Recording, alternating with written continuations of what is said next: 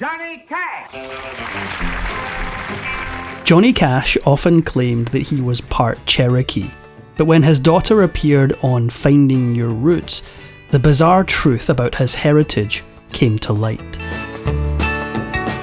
Born J.R. Cash in 1932 in Kingsland, Arkansas, he was right in the middle of his 6 siblings, and his name was a compromise between his mother's wish for John and his father's wish for Ray. The family was poor, and in 1935 they took then-President Franklin D. Roosevelt up and moved to Dice and started farming. The entire family worked in cotton fields and sang their hearts out while doing it. One day, Johnny's brother Jack had an accident with a table saw and almost got cut in half. He died a week later. Jack was Johnny's closest sibling, and it was a huge loss for him. To deal with the loss, he turned to music. His first forays into music involved gospel tunes. His mother and a friend taught him the guitar, and he was writing songs by the time he was 12. In the 1950s, when the US entered the conflict in Korea, Cash quickly signed up and ended up in the Air Force in West Germany. Before he left the States, he'd met Vivian Liberto at a roller skating rink. Years later, on his return to America, the two tied the knot. Cash now had the beginnings of a family, but had no idea what to do with his life. He and his new bride moved to Memphis, Tennessee, and he got a job selling appliances. On the side, he started playing with a few local musicians and then nervously presented himself to Sun Records. Cash's audition was a collection of gospel tunes, and the founder of Sun Records, Sam Phillips, wanted something a little less holy. He reportedly told Cash to come back when he'd done some sinning. Johnny Cash returned and re-auditioned with songs in a rockabilly style, and by 1955 he had made 2 recordings with Sun Records. Hey Porter and Cry Cry Cry were successes. Hanging around at Sun Records was about to pay off big time. In 1956 he was in a Sun Records recording studio with fellow musicians Carl Perkins and Jerry Lee Lewis. To everyone's surprise, in walked Elvis Presley. The 4 future greats sang together, and Phillips left the tape recording. Years later, this recording would find its way to the public as the $1 Million Quartet. But Cash was no $1 Million star. He still hadn't had a major hit song. In 1956, he wrote I Walk the Line. It became a huge hit and entered both the country and pop charts. Walk the Line is a song about being a good, faithful husband. But in the end, Cash didn't remain faithful and had started an affair with another singer, June Carter. The pair had a mutual friend, Elvis. Carter said that while touring with him, Presley would make her listen to Cash's music on jukeboxes while stopping in cafes. Cash already knew Carter's voice because she was a popular performer. In 1956, they finally met backstage at the Grand Ole Opry. Upon meeting, Carter felt like she knew Cash already. They were drawn to each other. But because they both already had spouses, they quickly put their feelings on hold. Strangely, when Carter did get a divorce from her husband, she still didn't run to Johnny Cash. She ended up married to someone else. It's not clear if he saw Carter's second marriage as a rejection, but there was one thing that was clear. Cash had more than one woman on the go. According to rumours throughout his tour, he consistently cheated on his wife. It came out years later that while he was married to Liberto and flirting with June Carter, he also had the nerve to carry on an affair with Carter's sister, Anita. It seemed he thought he could get away with anything. By 58, Cash and his wife had moved to Southern California and had a daughter, Roseanne. As he got more famous, Cash turned to the bottle. But that wasn't all. He was soon living in Nashville with Waylon Jennings, and the two would take amphetamines to help stay awake while on tour. But the drugs also made Johnny appear nervous and caused his behaviour to be unpredictable. Around this time, Cash came out with Ring of Fire, a song that would go on to define his career. But there was a mystery about the origin of the song.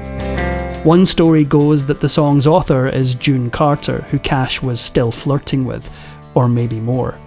His wife Liberto says that one day Cash told her that he had written Ring of Fire while fishing with Merle Kilgore. He went on to say that he planned to let Carter share the credit with Kilgore because she needed the money. It seemed that Cash had been mentioning June Carter a little too much, and Liberto was starting to get angry.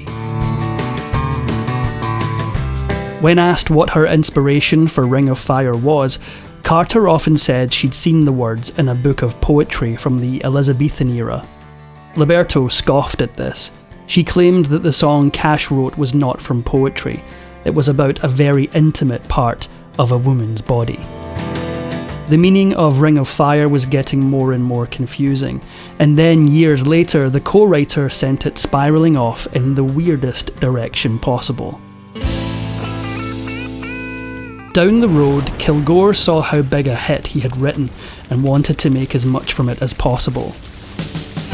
His idea was to allow a hemorrhoid cream company to use the song in an ad. This brought a new and distasteful meaning to the title of the song. Luckily, Carter's heirs also thought this was a bad idea and gave it a big thumbs down. And speaking about fire, Cash was about to get so close he'd almost get burned.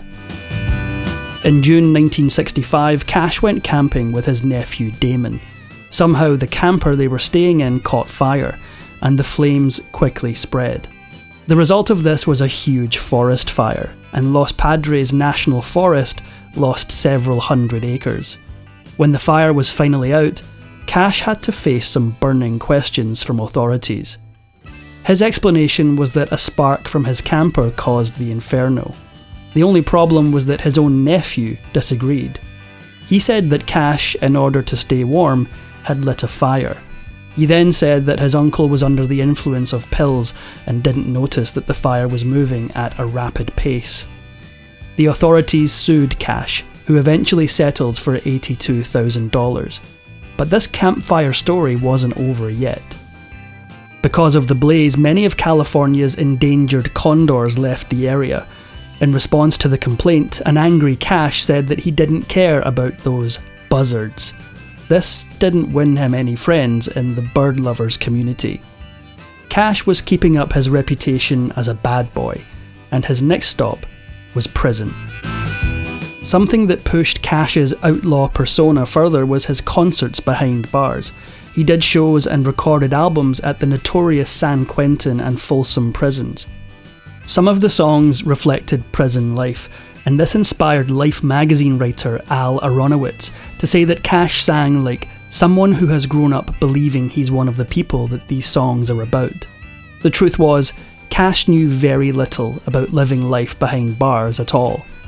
He purposefully created the image of an outlaw for his persona, and many people just assumed that he had done some time in lockup. The truth was a little different than the image. Yes, Cash had gotten in trouble with the law, but he had never spent more than a night at a time behind bars. As it turned out, the truth behind Cash's brushes with the law were more farcical than felonious. One time he got in trouble with authorities for trespassing onto some private property. Very shady. Except he was actually there to pick some flowers. His next brush with the law was almost equally tame. Another incident occurred in El Paso, Texas. The authorities had an idea that Cash was carrying a personal supply of heavy-duty substances from Mexico into the US. For this reason, they took him down to the station. Instead of finding the opiates they expected, they found prescription amphetamines, and Cash got off with a slap on the wrist. But this altercation had another more dangerous ramification. Because of his run-in with the law, pictures of Cash and his wife appeared in newspapers. Liberto had dark skin, as she was part Sicilian and had African-American ancestry. When white supremacists saw that Cash was in a mixed-race marriage, they sent them hate letters and threatened their lives. Cash seemed to be courting danger at every turn, even when driving a vehicle. Yet another sleepover behind bars came after a 1967 car accident. Authorities found prescription pills in Cash's vehicle, and after rejecting his offers of money, took him down to the station. Instead of throwing the book at him, the sheriff gave him a stern talking to. Cash said this made him want to change his ways forever. What he needed was a final push to sobriety, and this would come from a surprising place. Cash and his wife had separated, and just like Liberto had suspected, he started pursuing June Carter. The thing was, she wouldn't date Cash as long as he was using pills. To remedy the situation, Carter and most of her family moved into Cash's estate. They were going to force him to face his addiction problem. Johnny Cash emerged from his home a changed man, and he was now ready to reap his reward. While on stage in London, Ontario, Cash proposed to Carter and she accepted. They didn't wait long to tie the knot. The event took place a week later in Kentucky. But not everything was as it seemed. As it turned out, Cash had not totally given up on taking pills. This went on until 1970, 2 years into his marriage with Carter. It was the birth of his son, John Carter Cash, that helped him kick the habit once again. But there was something shocking about Cash at this time. Remember that he had had a brief affair with Carter's sister, Anita. As it turned out, while June was pregnant with their son, he went knocking at Anita's door again, and the two continued their affair. But it gets worse. Cash's sobriety didn't last long, and he fell off the wagon once again. By 1977, Cash was back to taking amphetamines and soon found himself in the throes of addiction. This prompted him to enter the Betty Ford Clinic. It was a tough go, but he freed himself from his dependence. That is, until 1989 when he returned to pill popping. Despite his ongoing problems with narcotics, America got ready to welcome Cash into their living rooms. In 1969, ABC television came to Cash with an idea. They wanted him to host a variety show. While they promised him artistic freedom, he had to agree to something he didn't much care for. ABC wanted some big Hollywood names on the show, and these were people that Cash likely didn't see eye to eye with. He said yes to Bob Hope and Peggy Lee, but when it came to censorship, Cash was ready to come out fighting. When singer-songwriter Chris Christopherson was a guest on the Johnny Cash Show, there was one word in his song that made the network extremely nervous. In Sunday Morning Coming Down, Christopherson uses the word stoned. The network wanted the word replaced, and Cash valiantly refused. Cash's daughter Roseanne had some lingering resentment about all the time her father had spent on the road and not with her. Luckily, Roseanne had a chance to repair her relationship with her father, as he didn't have long to live. On September 12, 2003, he died due to complications from diabetes, 4 months after his wife.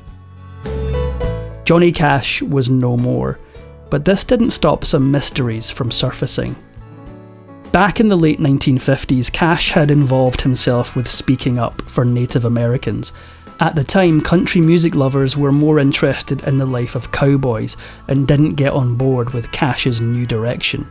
The reason he felt passionate about the topic was because he had always believed that he had Cherokee ancestry. Many years later, Cash's daughter went on the TV show Finding Your Roots to discover the truth about her background. To her surprise, she had no Native American markers. This meant that Johnny Cash didn't either. What Roseanne did find was African roots in her very distant past. If we can't remember Cash as a proud Native American, there's a town in Mississippi that has another way to remember him. Remember when Cash spent the night behind bars because officers took him in for picking flowers? Well, years later, in 2007, the town where this happened wanted to commemorate Cash's misdemeanor. In November that year, Starkville, Mississippi held the Johnny Cash Flower Pickin' Festival to honour him and pardon him for his misdeed.